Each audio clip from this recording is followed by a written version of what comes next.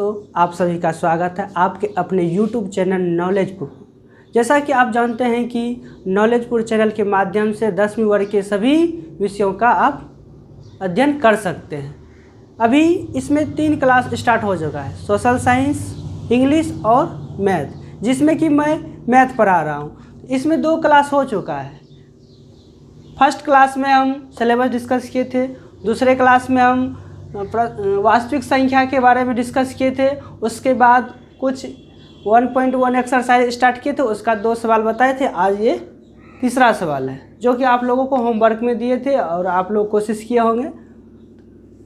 इसमें बताए थे सबसे पहले कि जब भी 2 संख्या का एचसीएफ निकालना हो और यूक्लिड विभाजन एल्गोरिथम के प्रयोग से, तो इसमें बड़ी संख्या को ए मानते हैं और छोटी संख्या को बी मानते हैं। उसके बाद हम रफ में क्या करते हैं, छोटी संख्या से बड़ी संख्या में भाग देते हैं।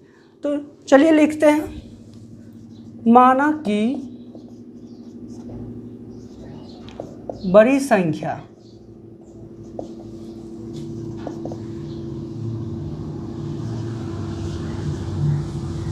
एट सिक्स सेवन है और छोटी संख्या 255। अब यूक्लिड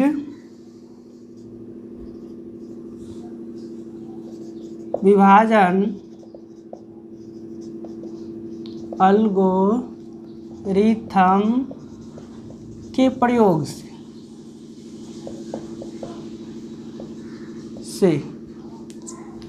इतना लिख दिए। इसके बारे में बताए हैं क्या होता है, A equal to B into, या डायरेक्ट लिखिए B into Q plus R. और आर क्या होता है, आर 0 से बड़ा या बराबर और बी से छोटा। बी क्या है ये, तो चलिए इधर पहले रफ कर लेते हैं। 867 बड़ी संख्या में छोटी संख्या से भाग देंगे। कितने बार में खाएगा, 2 बार में खा जाएगा, देख लेते हैं। 3 बार में खा जाएगा। 5 तिया 15 1 5, बाकी 1 5 तिया 15 1 16, 2 तिया 6 1 7, घटाइए। 7 में से 5 गया 2, 6 में से गया 0, 1 बचा। फिर क्या बोले, हमारा शेष यहाँ तो 0 नहीं आया है, नहीं आया है, तो फिर आगे प्रक्रिया लगाएंगे, इसको यहाँ लाएंगे। अब खिलाइए, 2 बार में खा जाएगा। 2 दूनी 4, 0 2। अब घटाइए, कितना आएगा, 1 आएगा इसमें, इसका 5 इधर कट गया। अभी भी 0 नहीं आया है, तो क्या करेंगे, फिर इस प्रक्रिया को दोहराएंगे। 102 को यहाँ लाएंगे, शायद 2 बार में अब की बार लग रहा है कि शेषफल 0 आ जाएगा। खिलाइए 2 बार में, यानी 0 आ गया ना। जब 0 आ गया रिमाइंडर शेषफल, तो क्या करेंगे, ये हमारा क्या हो जाएगा, एचसीएफ हो जाएगा। लेकिन ये तो हम रफ किए, इसको किस रूप में लिखना है, इस विधि से यूक्लिड विभाजन एल्गोरिथम के प्रयोग से हमको निकालना है ना। तो चलिए स्टेप फर्स्ट में क्या करेंगे, ए कौन होगा, ये होगा 867 इक्वल टू बी कौन होगा, ये जिससे डिवाइड किए हैं, इंटू क्यू कौन होगा, ये होगा, प्लस रिमाइंडर हमारा फर्स्ट स्टेप में ये आया है। यहाँ पर शेषफल 0 के बराबर नहीं है,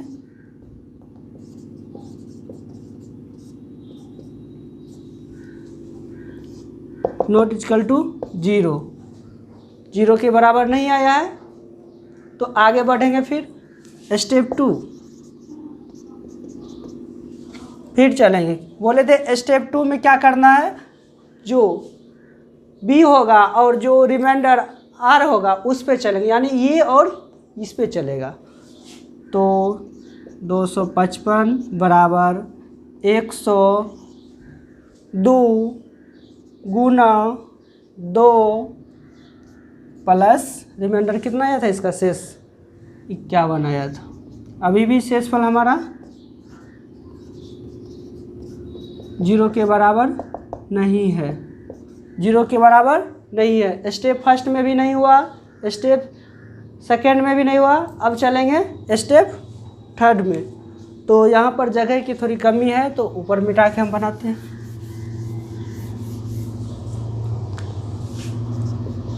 स्टेप थर्ड में अब हम इस पे और इस पे चलेंगे। बोले थे जब तक शेषफल 0 नहीं आएगा तब तक हम इस प्रक्रिया को दोहराते रहेंगे। जहाँ पर शेषफल हमारा 0 आ जाएगा वहाँ पर हमारा रुक जाएगा और जो भाजक आएंगे वही हमारा एचसीएफ होगा। तो चलिए लगाते हैं। 102 पे 51 गुना 2 प्लस 0। यहाँ पर शेषफल क्या होगा? शेषफल 0 के बराबर है। तो अब यहाँ पर लिख दीजिए, यहाँ शेषफल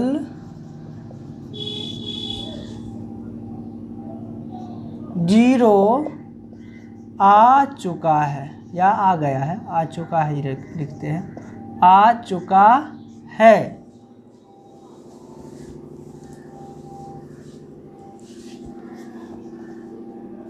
तथा स्टेप थर्ड का भाजक यानी बी क्या है? 51 है। अब लिख दिया, अतः कितना है? 867 और 255 का HCF क्या निकला? 51 है। यही हमारा आंसर हो गया।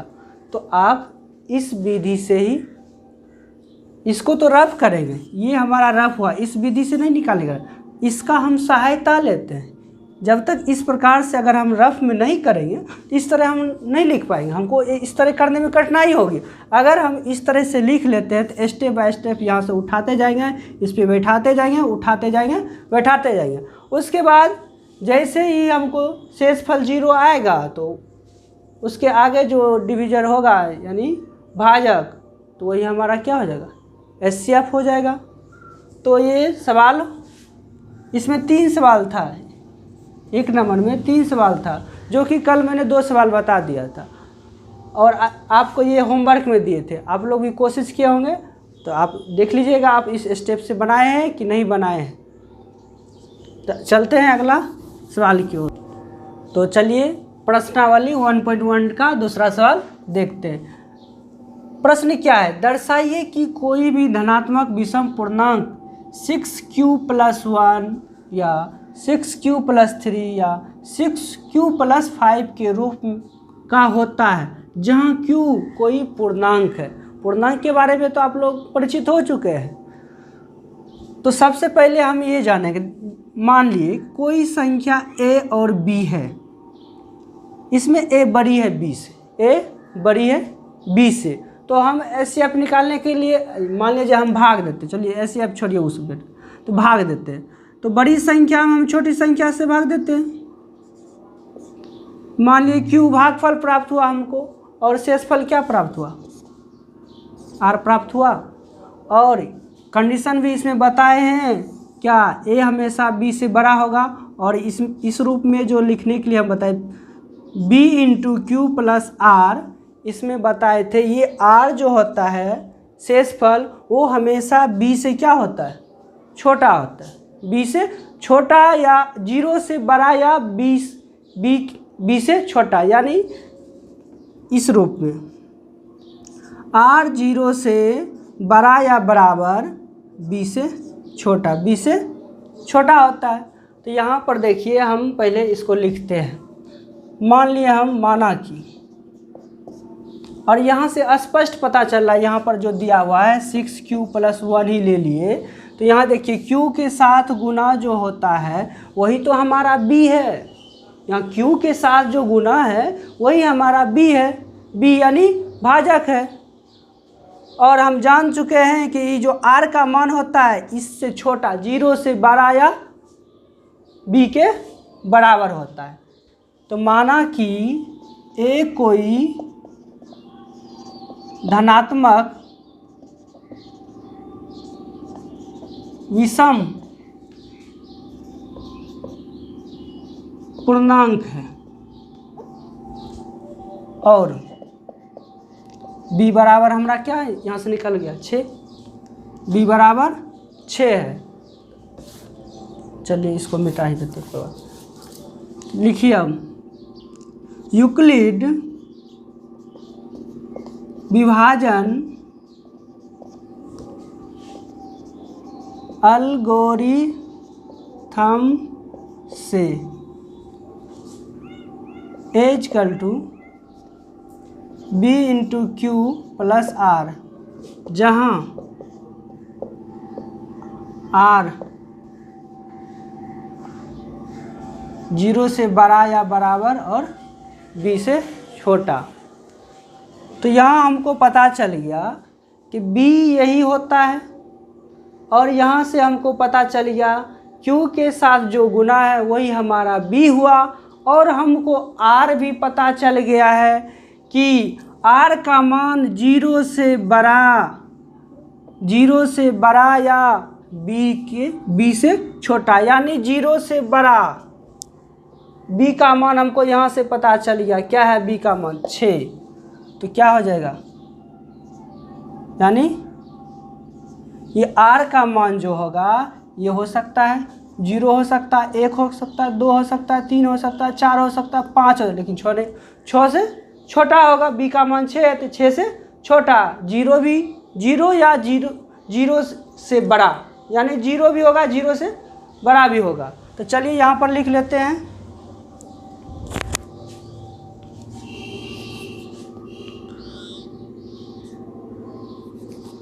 तो R बराबर 0, 1, 2, 3, 4, 5 हो सकता है। यहाँ पर ऐसे भी लिख सकते हैं, R का मान भी लिख सकते हैं। चलिए इसको हटाते हैं। तो R का मान, चलिए यहाँ से चलते हैं। हमको यहाँ पर क्या दिया हुआ है, A = B × Q + R। हमको A ही सिद्ध करना है, A निकालना है। देखिए A बराबर B का मान कितना है, 6 है। Q R का मान पहले हम क्या ले लेंगे, 0 ले लेंगे। 0 ले लिए तो हमको क्या प्राप्त हुआ, 6Q प्राप्त हुआ। फिर A = 1 लेंगे, इसमें R का मान रखेंगे, 6Q + 1 हो गया। फिर आगे बढ़ते हैं, 6Q, ये Q है, 6 1 रखे, 1 के बाद 2 रखेंगे। तो हम ऊपर मिटाते हैं।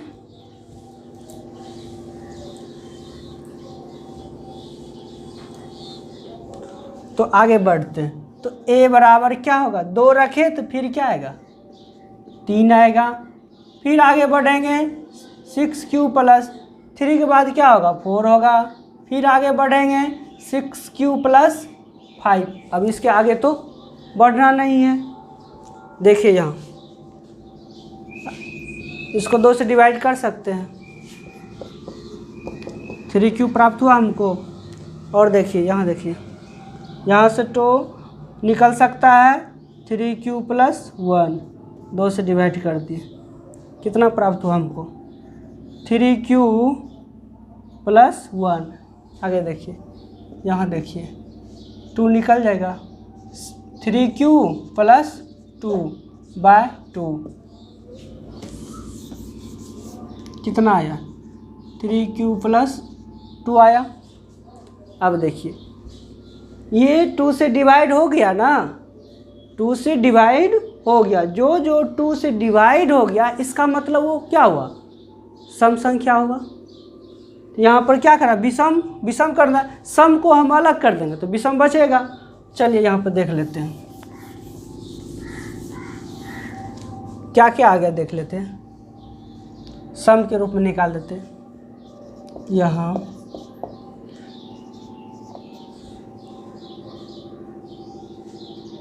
इस रूप में नहीं लिखे, इस रूप में लिखे 6q और 6q + 2 आगे है 6q + 4, ये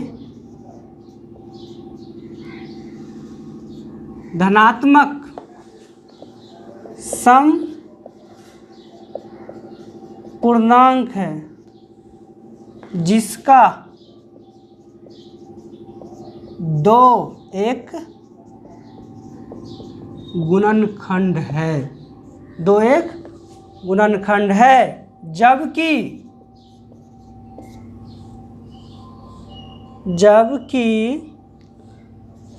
6q + 1 6q + 3 और यहाँ पर भी और लगा दीजिए, और 6q + 5 ये विषम, अच्छा छूट गया यहाँ पर धनात्मक सम पूर्णांक है। चलिए कोई बात नहीं, विषम धन पूर्णांक है जिसका 2 एक गुणनखंड नहीं है। तो हमको सिद्ध करना था कि 6q + 1 6q + 3 6q + 5 एक विषम पूर्ण के रूप में है कि नहीं है, तो वो तो है कि नहीं है, तो लिख लीजिए यहाँ पर अतः 6q + 1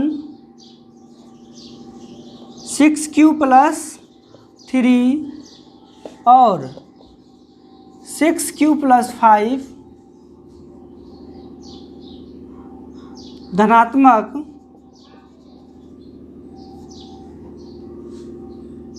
विषम लिखना था ना पहले, विषम धन या धनात्मक ये लिखिए, धनात्मक पूर्णांक के रूप में होता है। यही सिद्ध करना था कि 6q + 1 6q + 3 6q + 5 विषम धनात्मक पूर्णांक के रूप में होता है, यही हमको सिद्ध करना था। तो सिद्ध हो चुका है, हो गया ना। अगर आपको समझ में नहीं आया तो वीडियो को पीछे कीजिएगा और फिर से देखिएगा। अगर उसके बाद भी अगर समझ में नहीं आएगा तो कमेंट बॉक्स में आप कमेंट कीजिएगा कि सर समझ में नहीं आया, इसको फिर से बताइए। नहीं होगा हम दूसरे तरीक़ा से बताएंगे, हाँ, लेकिन बताएंगे। जब तक आपको समझ में नहीं आया तो फिर हम समझाए क्या समझाएं। तो हम आज का क्लास यहीं पर समाप्त करते हैं। अगर आपको वीडियो अच्छा लगा होगा तो वीडियो का लिंक अपने दोस्तों एवं रिश्तेदारों से ज़रूर शेयर करें। जय हिंद, जय भारत।